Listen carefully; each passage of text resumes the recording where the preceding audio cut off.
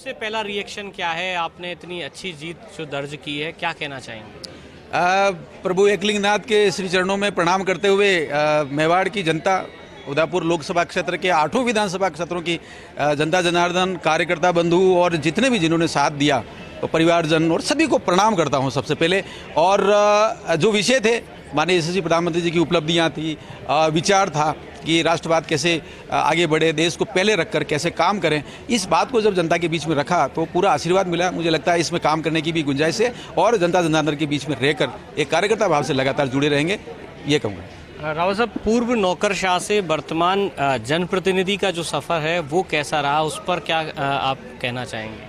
विगत 27 साल में सामाजिक क्षेत्र में ही काम कर रहे थे। हाँ, ये ठीक है कि आजीविका के लिए हम एक नौकरी भी कर रहे थे, लेकिन जुड़ाव और जो क्षेत्र के विषय हैं, कैसे उनका समाधान हो सकता है, इस बिंदु पर लगातार काम करते रहे तो मुझे लगता है कि अभ्यास बना है। और जो कॉमन इंटरेस्ट के विषय हैं, साझा संस्कृति के विषय हैं, इतिहास की समझ के विषय हैं, मेवाड़ की आन बान शान के विषय हैं, ये विषय जब योजनाओं के साथ में जोड़कर धरातल पर उतारेंगे तो मुझे लगता है एक विकास का जो दौर है और विकसित भारत 2047 का सपना है, वो भी मेवाड़ और वागड़ में उतारने की कोशिश करेंगे। मुझे लगता है ये एक बहुत बड़ी जिम्मेदारी भी है, एक अवसर भी है और हमारे लिए एक चुनौती भी है कि कैसे आगामी कालखंड में लगातार दिन रात मेहनत करते हुए आगे बढ़े।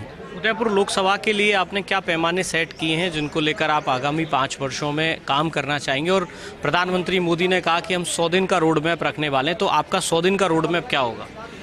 यशस्वी प्रधानमंत्री जी का जो गारंटी है और भाजपा का संकल्प है, यही तो 2024 का मेन एजेंडा है।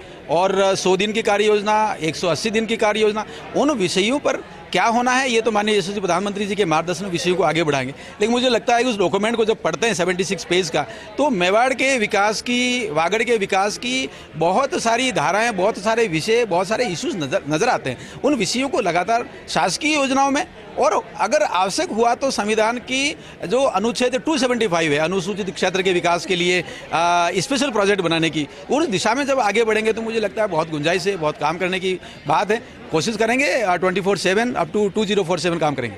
रावत साहब, एक सवाल और है कि आदिवासी इलाका है, काफ़ी विचारधाराएं इस इलाके में पनपी हैं और काफ़ी हद तक सफल होती भी नज़र आ रही हैं। डूंगरपुर बांसवाड़ा जो परिणाम है उसकी अगर बात करें तो क्या कहना चाहेंगे? इस तरह की जो विचारधाराएं हैं उनको क्या जवाब देने की कोशिश होगी आगामी दिनों में?